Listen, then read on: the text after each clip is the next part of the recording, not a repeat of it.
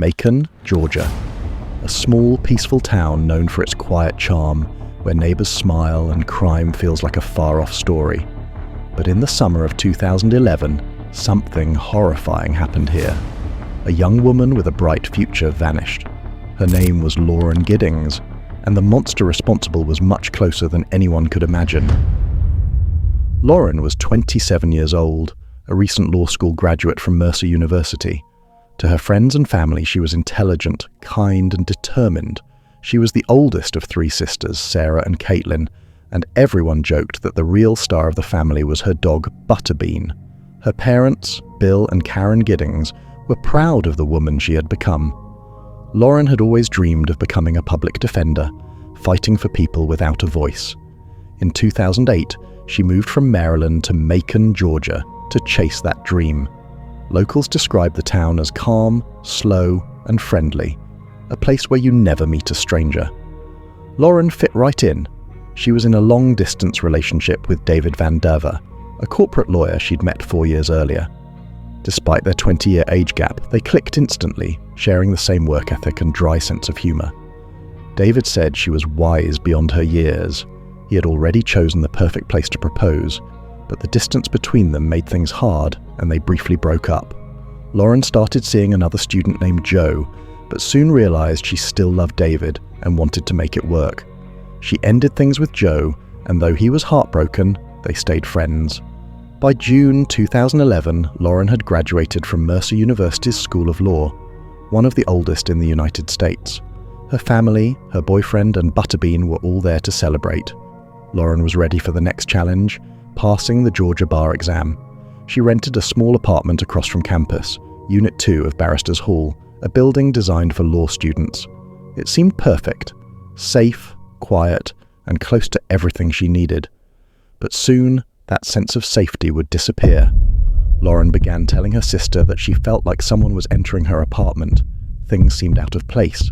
She couldn't prove it, but something felt wrong.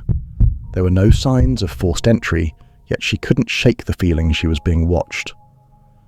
On the night of June 25, 2011, she sent a worried email to David, saying she thought someone had tried to break in. He told her not to stress, that maybe she was just overworked from studying. Later that night, Lauren sent a message to her friends. "Hey guys, I'm hunkering down to study for the bar. Please don't be offended if I don't respond to texts or emails." No one knew it would be the last time they'd ever hear from her. Days passed, no calls, no texts. Silence. Her sister Caitlin and best friend Katie became worried. This wasn't like Lauren. Caitlin, still on her honeymoon, asked a friend named Ashley to check on her. When Ashley arrived, Lauren's car was still parked outside. Using a spare key, she entered the apartment. Inside, everything was scattered but nothing stolen. Her phone, laptop, purse, and books were still there. And on her calendar, one chilling note. Lauren was supposed to move out the next day, June 30th. The police were called immediately.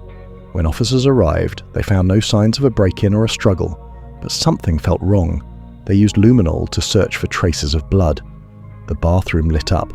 The entire tub glowed blue, proof that it had once been full of blood. Detectives now believed they were no longer looking for Lauren alive. They were looking for her body. Outside, a gust of wind carried a foul smell toward them.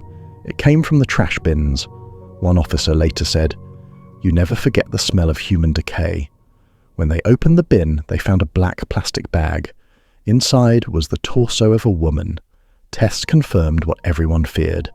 It was Lauren Giddings. The medical examiner found no signs of sexual assault and could not determine the exact cause of death. But it was clear she had been killed and dismembered. Investigators began questioning everyone who lived nearby. All cooperated, except one person, Steven McDaniel. He was 25, a fellow law student, and lived right next door to Lauren. He had even helped search for her when she first went missing. When police asked to search his apartment, he refused, saying, "It's the lawyer in me. I'm just protective of my space." But detectives noticed his strange behavior. He hung around the scene, shadowing officers and inserting himself into conversations. Then, he appeared on the news, giving interviews about Lauren's disappearance. When the reporter mentioned that a body had been found, Steven froze. His expression went blank. He whispered, "I think I need to sit down." A few hours later, police searched his apartment. Inside, they found weapons, energy drinks, food stockpiles, and a hacksaw package. They also found stolen items from nearby apartments, including condoms. Steven was arrested for burglary, but detectives already suspected far worse. During questioning, they saw scratches on his body. He sat motionless, giving only short answers. "I don't know. I didn't do it." He barely blinked for hours, staring straight ahead. While he sat in custody, police searched deeper. They found a master key that opened every door in the building. They found women's underwear that tested positive for Lauren's DNA. And on his computer, graphic videos and violent fantasies.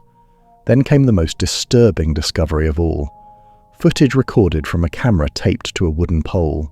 Steven had filmed through Lauren's blinds. Her fears of being watched were real. Police later located a hacksaw in the building's maintenance room, covered in blood. Security footage showed Steven buying that same saw days earlier. On August 2nd, 2011, Steven McDaniel was charged with the murder of Lauren Giddings. Prosecutors uncovered his online posts, twisted writings describing how to kill and dismember women. The evidence was overwhelming. In 2014, just 1 week before his trial, Steven McDaniel confessed. He said he used the master key to enter Lauren's apartment at about 4:30 a.m. He was dressed in black, wearing gloves and a mask. He stood over her bed as she slept. She woke up suddenly, recognized him, and screamed his name. He jumped on her and strangled her for 15 minutes until she stopped breathing. He left her body in the bathtub overnight. The next evening, he returned with a hacksaw. He dismembered her and placed the remains into several trash bags, scattering them across the area. Her torso was the only part ever recovered. In court, he said, "I can't explain why I killed her. I know it was wrong. Something in me was broken." Lauren's mother called him a coward who allowed darkness to consume him. Her family refused to forgive him. Because Lauren herself opposed the death penalty, prosecutors did not pursue it. Instead, Steven McDaniel was sentenced to life in prison, with no chance of parole until 2041. Even behind bars, he continues to file appeals, all denied.